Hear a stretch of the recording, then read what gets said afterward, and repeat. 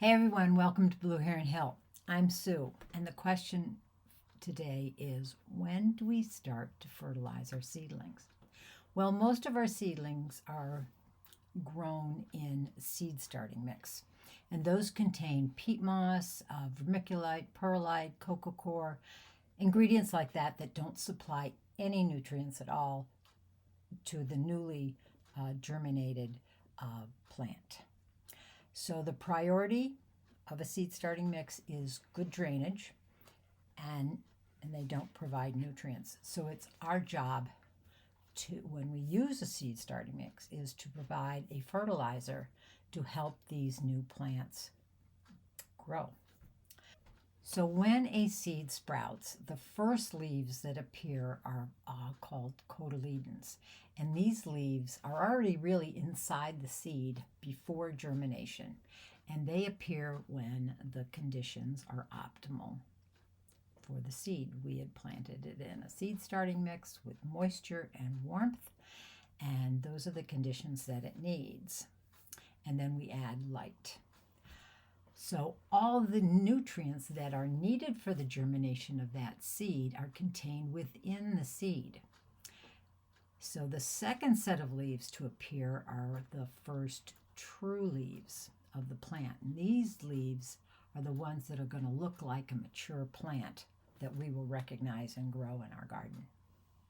At this point in the seedling's growth, the seed is running out of energy reserves to supply that young seedling with what it needs for life. So the roots are growing downwards and they're looking for nutrients that are needed, and they're not finding anything in the seed starting mixture, so we have to supply it. Now, if you don't use seed starting mix and if you've used potting soil, it may already be lightly fertilized, so your seedlings can then actually have some nutrition from that soil. But that potting mix is rather chunky, and we didn't use that because we wanted the germination to happen smoothly and have good drainage. So now is the time, after the first true set of leaves, you should begin fertilizing your seedlings using a dilute water-soluble fertilizer. And bottom watering at this time is the best. I would recommend using the fertilizer at half strength as recommended on the label, or even a quarter strength of what's recommended on the label. And then continue these feedings on, once a week, twice a week, depending upon if your seedlings are drying out or not. A rule of thumb is less is always more regarding the strength of the fertilizer. Now look for a fertilizer that contains an even balance of the NP and K to give those plants good strong roots and a very healthy leaf structure. But be careful with fertilizers with very high numbers. For example, ones that have maybe 30, 30, 30. This is a very high percentage of NP and K in the fertilizer, and that may damage your young seedlings. Now, if some of your seedlings exhibit brown tips on their true leaves, then it's probably time to cut back on the fertilizer and maybe just water with plain water and no fertilizer until they recover a bit, and then reinstitute your fertilizing protocol. I use a fish or a seaweed-based fertilizer, and it provides a great deal of the micronutrients that your young seedling needs. But one word of caution on using these types of fertilizers: they're very odoriferous. So the smell can get overwhelming at times, especially when you first crack open the lid of that container. But I don't seem to mind because mine are down in the basement and they aren't in my living area. But there are some odorless brands, I think, available out there. So now let's go downstairs to my seed starting area, and I'll show you a few examples of newly sprouted seeds and seeds that have their true leaves on them. So let's go. Here we are, seed starting area. I have a number of my little seedlings that have germinated. It's not all, many behind me. Now here we have, in this tray, we have kale and tatsoi. Now tatsoi, the cotyledons, which are these right here, are about the same shape as the first true leaves. Here's one that has emerged, a pair, in the apex of the stem, or the center of the stem. You can see on the red Russian kale, I think this is, these, let me pull this aside. If you can see this one right here, this is a cotyledon, and there's one on the other side.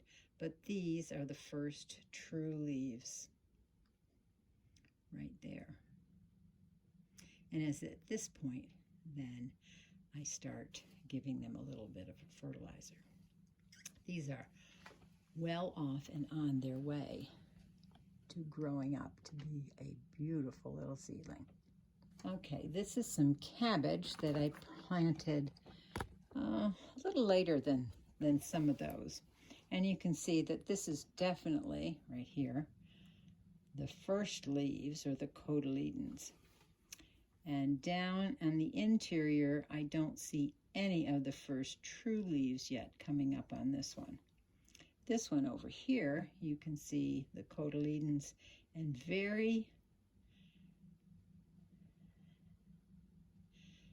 just a little peek of the first true leaf of this cabbage plant. But these plants have yet to get any fertilizer because I'm not seeing any of the first true leaves.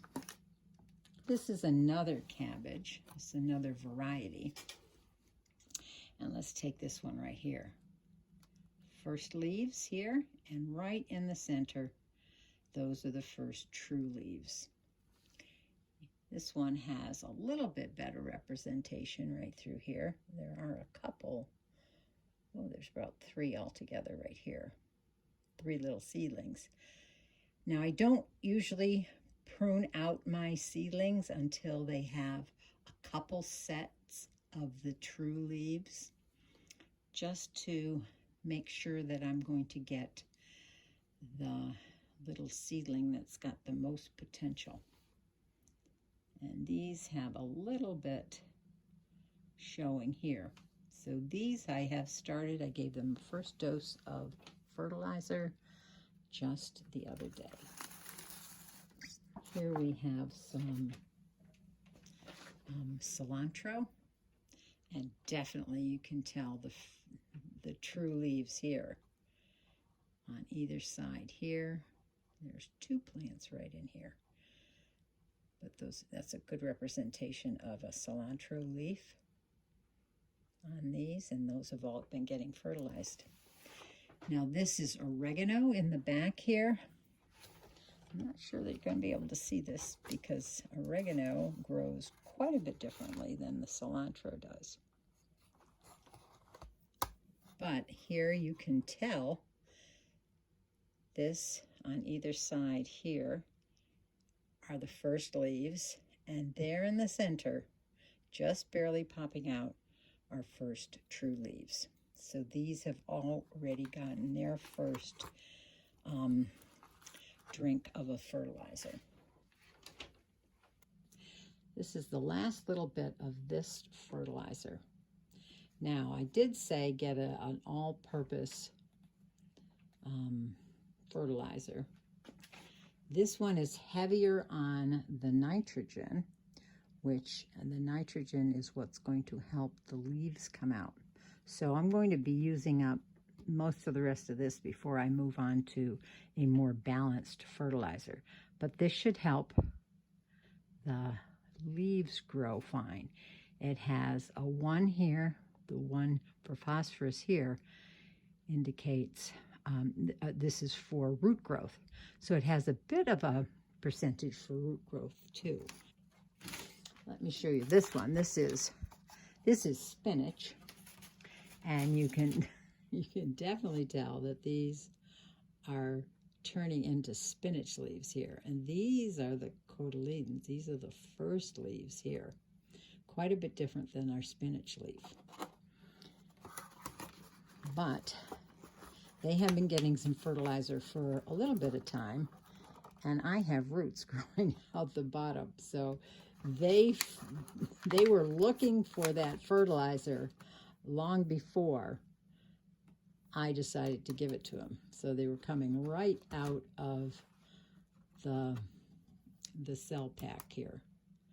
But now they're getting their daily dose, or their weekly dose, I should say, of fertilizer. You can tell the cotyledons here, this one is turning yellow, which indicates that it's used up everything that it's going to give to the plant. And it's just going to die and fall off. And that's no big deal. After I finish off this one, which has been giving good nitrogen for my plants, I'm switching over to this brand. And you can see this brand has 2, 4, and 1. 2 being there's still a good supply of nitrogen. The 4, this is encouraging more root growth. And the 1 is actually for flowers and fruits. And I'm not really pushing the development of flowers and fruits yet on my plants because there's still pretty little. That wouldn't be possible, but this would be a good one then to take out into the garden and use as a fertilizer for your garden. So that's going to be my second one. No harm in using this one as a total fertilizer from, you know, day one until you start to harvest. And I had this other one that I've been using for quite a while. But I have had this one for quite a while. Just a little bit left. I use about a teaspoon per gallon of this. The directions say, I think, a tablespoon. So I am going on the light side, which I recommend. So that's what you need to know on when and how to fertilize your young seedlings to give them a good boost and an energy supply to get them growing. So if you have any questions, put them down below. I'd be glad to help you out if I can. And so until the next time that we can go digging in the dirt, happy gardening. Bye.